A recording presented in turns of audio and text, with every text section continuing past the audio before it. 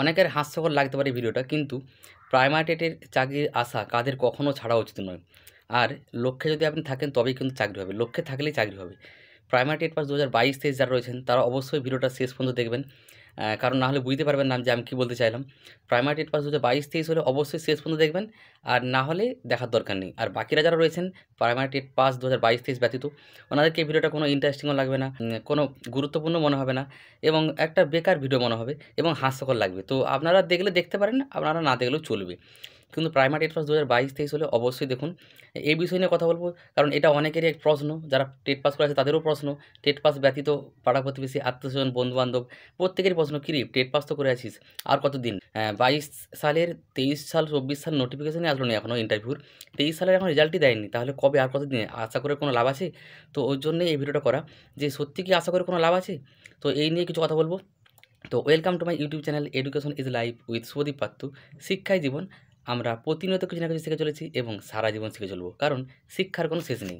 এবার এই প্রশ্নটা যদি আসি যে কাদের প্রাইমারি চাকরির আশা কখনো ছাড়া উচিত নয়, সবার প্রথমত বলি প্রাইমারি টেট পাস 2022-23 যারা রয়েছেন প্রত্যেকেরই লক্ষ্যে অবিচল থাকা উচিত। যে ভালো ইন্টারভিউ দিবে প্রত্যেকেরই চাকরিটা পাওয়ার সুযোগ রয়েছে, তাই কারো হাল ছাড়া উচিত নয়, কারো। আমি আবার বলছি, প্রাইমারি টেট পাস 2022-এ যারা রয়েছেন কারো হাল ছাড়া উচিত নয়। এবং এরকম প্রশ্ন নয় যে এখানে কিছু জনের রয়েছে সুযোগ, বা ওদের হাল ছেড়ে দেওয়া উচিত, এনাদের হাল ছেড়ে দেওয়া উচিত, এরকম নয়। বা যাদের একাডেমিক স্কোর হয়তো 25-এর কম তাদের হাল ছেড়ে দেওয়া উচিত, এরকম কখনোই বলবো না। প্রত্যেকেরই একাডেমিক স্কোর আপনার 25-এর কম থাক, বা আপনি জেনারেল ক্যাটাগরি হন, এসসি হন, ওবিসি হন, এসটি হন, যেই হন, প্রাইমারি টেট পাস 2022-23 যারা রয়েছেন, আপনি টেট পাস করেছেন, এত কঠিন পরীক্ষা 2022-এ টেট পাস করেছেন, 23-এর টেট পাস করবেন, মানে প্রফেশনাল অ্যান্সারকে অনুযায়ী জানতে পারছেন যে পাস করে গেছেন। তো সেক্ষেত্রে কখনোই হাল ছেড়ে দেওয়া উচিত নয়, সে আপনি 22 টেট হন এবং 23 টেট হন। সে আপনার একাডেমিক্স কম থাক, বা আপনার যদি বয়স 30ও পেরিয়ে যায়, অনেকের হয়তো 30 পেরিয়ে যাচ্ছে, বলছে হাল ছেড়ে দিই, আর কোনো লাভ নেই, অন্য কিছু করি। হ্যাঁ, এবারে একটা এই অন্য কিছু করার প্রশ্ন একটা আসে যে অন্য কিছু তাহলে করব না, বা অন্য কিছু করলে তো ভালো। অবশ্যই যেহেতু 23 সাল 24 সাল নোটিফিকেশন আসেনি, ইতিমধ্যে অনেকেই অনেক কিছু করতে শুরু করে দিয়েছে। কেউ ব্যবসা করছেন হয়তো, কেউ অন্য পরীক্ষার প্রিপারেশন নিচ্ছেন, যাদের বয়স রয়েছে 25, 26, 27, 28 এর মধ্যে, 30 এর মধ্যে। আর যাদের একটু বেশি বয়স ধরুন 32, 33, 34, 35, ওনাদেরকে এই মুহূর্তে করা উচিত, একদম অবশ্যই করা উচিত। সেটা কোনো অন্য কোনো সংস্থায় কাজ হতে পারে, আপনি বেসরকারি সংস্থা ধরুন হসপিটাল, বা কোনো কী বলবো ব্যাংকে, বা আরও যেখানে আপনার সৎভাবে যেখান থেকে আপনি টাকা রোজগার করতে পারবেন, সেখান থেকে আপনার টাকা রোজগার করা উচিত, অবশ্যই করা উচিত। এটা যাদের 30 পেরিয়ে গেছে, 30-এর মধ্যে থাকলেও অবশ্যই শুরু করে দেওয়া উচিত। যে কোনো কাজ, যে কোনো ব্যবসা, টিউশন পড়ানো থেকে শুরু করে যে কোনোভাবে সৎভাবে আপনি যে কোনোভাবে টাকা রোজগার করতে পারবেন, সেটা অবশ্যই করা উচিত। কিন্তু আমি শুধু বলছি যে কাদের হাল ছেড়ে দেওয়া উচিত নয়, কাদের, প্রত্যেকেরই, কারোই হাল ছেড়ে দেওয়া উচিত নয়। প্রত্যেককে আশা রাখতে হবে।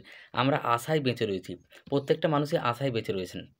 এবার একটা আমি বাস্তব কথা বলবো, আমি প্রায় ভিডিওতেই বলি, যেমন ধরুন আগামী বছর কী হবে আমরা কেউ জানি, কিন্তু আগামী বছর আমরা এইটা করব, ওই জিনিসটা কিনবো, সেই জিনিসটা আমাকে করতে হবে।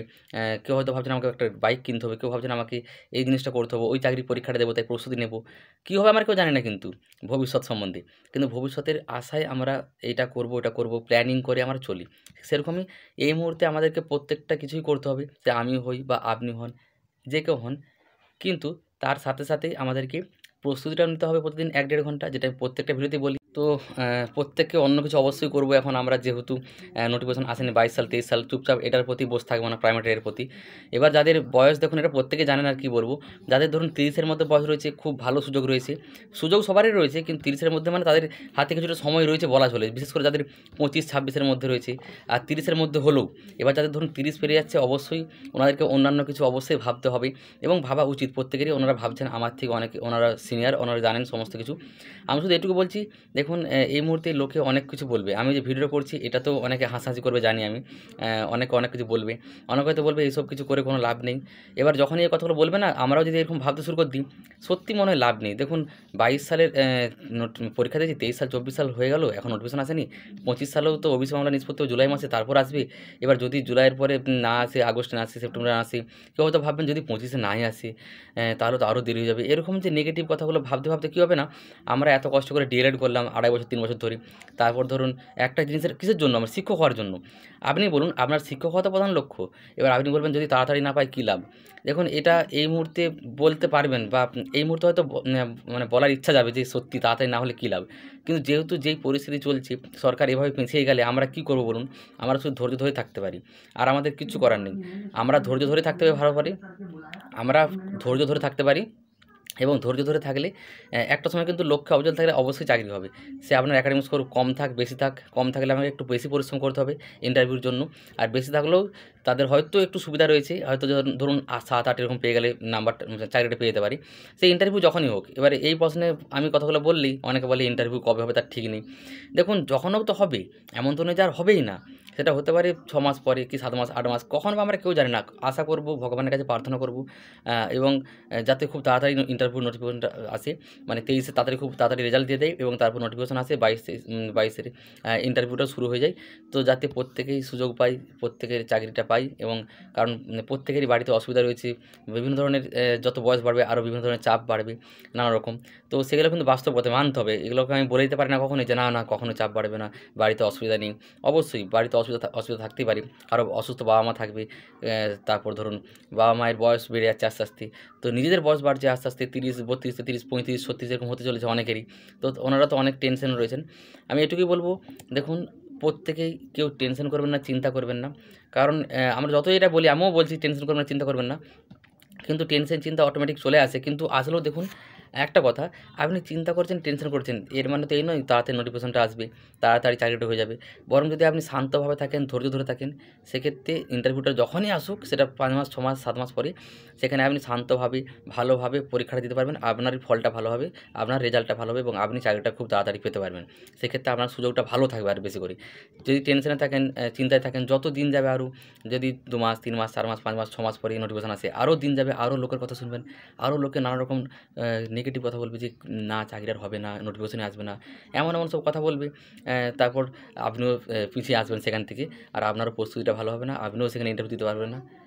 বর্তমানে যে কাজটা করছেন সেগুলোও ভালো করে করতে পারবেন না। তো কবে আসবে নোটিফিকেশন এইসব না চিন্তা করি, ভালো করে প্রস্তুতি নিতে হবে এবং লোকে কে কী বলল, এই মুহূর্তে হাসাহাসি করছে, ব্যঙ্গ করছে, ঠাট্টা করছে, ওনারা করুক, ওনাদের করতে দিন। যা খুশি কাজ করুন আপনার যোগ্যতা অনুযায়ী, আপনার যেটা ভালো লাগে, আপনি যেটা পারবেন, যেখান থেকে আপনি টাকা রোজগার করতে পারেন। টাকা প্রত্যেকটা ক্ষেত্রে প্রয়োজন। জন্ম থেকে মৃত্যু পর্যন্ত সব জায়গাতে টাকা লাগে। তাই টাকা রোজগার অবশ্যই করতে হবে। যতদিন না নিয়োগ হচ্ছে, যতদিন না ইন্টারভিউ হচ্ছে, যতদিন না চাকরি পাচ্ছি আমরা, ততদিন তো অবশ্যই করতেই হবে, করতে হবেই এবং করা উচিতও। তার সাথে, সাথে এটা কখনোই যারা টেট পাস করে আছেন অন্তত 22-23 কখনোই বলতে যাবেন না যে টেট পাস করে কোনো লাভ নেই, আর চাকরি আশা করে রেখেও লাভ নেই, চাকরির আশা করে কোনো লাভ নেই। এরকম কখনোই বলতে যাবেন না। প্রত্যেকেই যারা টেট পাস করে আছেন আমি আবার বলছি, প্রত্যেকেরই কখনো হাল ছাড়া উচিত নয়। কেউ হাল ছাড়বেন না। কারো আশা ছেড়ে দেওয়া উচিত নয়। আমরা প্রত্যেকে আশায় বেঁচে রয়েছি এবং আশা করেই থাকতে হবে। তাতে বরং আরও ভালো হবে। পজিটিভ থাকলে আপনি সেক্ষেত্রে আপনার সব দিকেই ভালো হবে। এখন যে বর্তমানে কাজ করছেন, যা টিউশন পড়াচ্ছেন বা অন্য কিছু করছেন, চাকরি করছেন বেসরকারি সংস্থায়, সেগুলোও ভালো করে করতে পারবেন। তাই লোকের কথায় কান নয়। কবে আসবে এই সমস্ত কথা একদম ভাবতে যাবেন না। কবে আসবে, কত শূন্যপদ দিবে, লোকে অনেক কিছু বলছে, ব্যঙ্গ করছে, এসব একদম নয়। এবং সমস্ত কিছুই ভালো হবে এরকম পজিটিভ চিন্তা নিয়েই প্রত্যেকেরই লক্ষ্যে থাকা উচিত, লক্ষ্যে অবিচল থাকা উচিত। তাহলে সবারই ভালো সুযোগ থাকবে। ঠিক আছে? কারণ আপনি টেট পাস করেছেন, ডিএলএড করেছেন, শিক্ষক হবেন বলে সেক্ষেত্রে যদি একটু সময় লাগে, কিছু করার নেই। যেহেতু এই মুহূর্তে এই সমস্ত পরিস্থিতি চলছে, বুঝতেই পারছেন যে কী সমস্ত পরিস্থিতি চলছে এই রাজ্যে আমাদের। তো এই হচ্ছে ব্যাপার। আর কেউ হাল ছাড়বেন না কখনোই। কারোই হাল ছাড়া উচিত নয়। এখানে আমি এরকম বলতে আসিনি যে এদের হাল ছেড়ে দেওয়া উচিত, ওদের হাল ছেড়ে দেওয়া উচিত, এরকম নয়। প্রত্যেকেরই কখনোই হাল ছেড়ে দেওয়া উচিত নয়। প্রত্যেকেরই আশা করে থাকা উচিত। যেহেতু আপনি টেট পাস করেছেন, ডিএলএড করেছেন। ঠিক আছে? লক্ষ্যে অবিচল থাকুন। অবশ্যই প্রত্যেকের সফল হওয়ার সুযোগ থাকবে।